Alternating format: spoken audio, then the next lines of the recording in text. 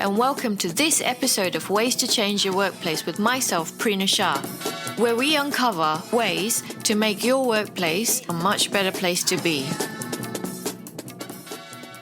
Hello, and welcome to this very interesting episode of the Ways to Change Your Workplace podcast with me, your host, Prina Shah. And I am bringing back my wonderful friend, Aadil Abbas, who is a director of Own Financial Planning in Sydney. All of Adil's details are in the show notes. And Adil is a repeat guest, which you probably know by now. He has been on my podcast a number of times. The link to all of his past episodes are in the show notes as well. So historically, Adil has talked about financial well-being and making career changes, financial well-being and planning for your retirement right now, financial well-being and supporting the sandwich generation, financial well-being and work itself with Adil and his concept of work. And now, today, Adil is talking to us about financial well-being and another crucial part of most people's lives if you choose to do this thing. And this thing is to have children. So Adil is talking to us about family planning and how you can consider that from a financial well-being perspective, and he's linking it to the workplace as well. So if you're in that zone, if you're in that phase of life, get your pens and paper out. This is a super practical episode. Over to Adil. So Adil, welcome back. I want to talk to you about a very important life event shortly. How are you, Adil, first off? I am wonderful, Prina. Always great to be here. And thank you for the opportunity, as always, to have this conversation with you and your audience. And I think we are getting, as you said, a lot of questions from our previous conversations. So keep it coming. Adil, one of the questions I've had, and I repeatedly have this, but especially for you, is this one I want to bring to you about, is planning a family.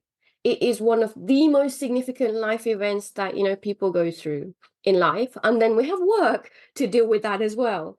So planning a family is huge, Adil, as we all know. For women, they're going to be out of the workforce for at least 6 to 12 months. And that's significant from a career perspective. So I guess I ask women to consider the sacrifice that that's going to have on their career and what that will mean for them in the future as a leadership coach. The other thing I also ask my clients to consider is their finances, which is why I want to talk to you today, their knowledge, and then their return to work as well. Are you going to return full-time? Are you going to return part-time? All of that kind of stuff. And then when you do return back to work, men, women, anyone, any gender, after you've had a child, you are going to be seriously sleep deprived. So you're not going to be that person that you are when you left the workforce. And you're going to have other priorities as well. So be prepared to have the conversation about your new needs within the workplace.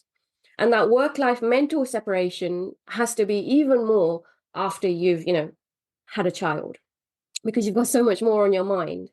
And you have to reset your and your colleagues' expectations. So these are the kind of things that I talk to my clients about from that planning a family perspective, Adil. But I don't have the money talk. And I think this is a significant factor that impacts every single person who is planning on having a child, Adil, which is why I wanted to have you here today for you to share your concepts and thoughts in relation to this topic. Adil, planning a family. Let's talk money. Let's talk money, Prina. So a couple of things I'll start off with in terms of just probably money talk and just stats, essentially, if you would like to call it that, and some of the things. And then maybe I'll leave your viewers with some tips or planning tips around this as well. Yeah. So happy time, very happy time starting a family. In my experience working with clients, happy time, we talk about it a lot of time. We work with clients across, as listeners may know, work with clients across the different age groups. Families are always part of it. Part of that conversation, starting a family, growing a family, part of the conversation. Very happy time, but my God, very stressful from a finance perspective as you're dealing with reduced income potentially and increasing cost. The total cost of raising a child to age 18 today in Australia is anywhere between $750,000 to $1 million over that period. Can you just say that again, please? $750,000 to $1 million in today's dollars to raise a child to age 18, total cost. Kids are expensive. Very. So best to plan ahead because for a very long period of time, it's going to be a very expensive bundle of joy in your hands. Yeah. Uh, so because yeah, start putting aside money from the time you start planning to grow your family. I say to my clients, not just when actually the baby arrives. Start in advance because the baby might still be a year away, but your expenses and emotions will both rise from the minute that bundle of joy is in your hands. Yeah. The money starts going out of the bank account from the world from the minute it's out in the world. Yep. Make a budget for the planned expenses. Nappies are expensive, as we know, Yeah. with a buffer for the unplanned emotional purchases. Uh-huh. A lot of people just talk about yeah, we know we're going to spend money on a pram and nappies and this and that, but as parents, we make unplanned emotional purchases. So be honest with yourself around, keep a buffer at least. You may not know what you will spend on, but make a buffer. If you're planning to, no, the other thing being stress test your lifestyle costs. I go back to one of my very basic concepts, which we've spoken about previously, the spending plan. Make a spending plan on a single income this time and determine the trade-offs you're willing to make for your family. Yeah. Uh, get help from the wider family if you're lucky to have them live near you and to keep the childcare cost under control because childcare is expensive. So have conversations with with parents or family around you who can support. Uh, if you're planning to get into the housing market, potentially, which happens a lot for clients, is like when we talk about their goals, a lot of people do want to think about, because when they're going to have a family, they start to think about their housing needs. Yes. These conversations actually go in parallel, and family and housing ends up being a parallel conversation. But if you're planning to get into the housing market, do it prior because reduced income will impact your borrowing and your repayment, I would say, capacity. So do the planning is required in that sense as well to meet that life goal. And finally, this is going to be general advice, and I want your listeners to be very clear that I'm not giving any personal financial advice here, but I would definitely encourage them to talk to a qualified financial advisor about investment structures such as investment bonds or education bonds to save for the big ticket items such as private school fees for the kids.